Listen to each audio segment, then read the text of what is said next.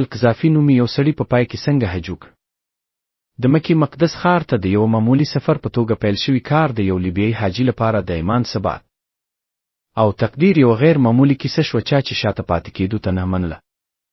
لیبیا اوسیدونکي یو ځوان عامر المهدي منصور القذافي د دې کال حج کولو لپاره خپل زړه ټینګ کړی و. یوه ژوره روحاني اړیکه چې نړۍ په ټوله کې مسلمانان یې لږ تر لږه یو ځل پوره کولو تمه لري.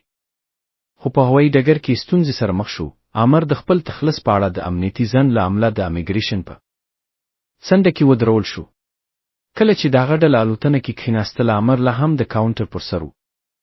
د هغه ملګرو چلونکي پایلټ تحسونه وکړه چې عامر چې پاتې شوی دی، خو پایلټ په ادایي ډول د امنیتي ناڅرګندتیاو او د محلوي خنډونو په حواله پرته له هغه الوتنه وکړه. عامر خو ټینګ پاتې شو. هغه وویل زه له دې ځایه حسونې نه ځم تر هغه چې د الوتنه حج ته ونه ځي. څو څپرکو وروسته په الوتنه کې تخنیکي ستونزې رامنځته شوې او اړ شو بیرته ګرځي. د عامر ډلې بیا هڅه وکړه خو پایلټ راضي نه شو. د ځنډ او کوچنۍ مرمت وروسته الوتنه بیا پیل شو، خو یو بل ستونزه سره مخ شو او پایلټ اړ شو بیرته دویم ځل ګرځي. د مسافرو او عملې په وینا دویمې اضطراري کینډۍ وروسته پایلټ اعلان وکړ زه قسم خورم تر هغه چې عامر زموږ سره په دې الوتنه کې نه وي زه بیا الوتنه نه کوم.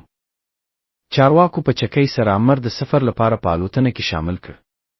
په دریمه هڅه کې عامر سره الوتنه پرېښودل شوه او بې له کوم پیښې الوتنه وکړه.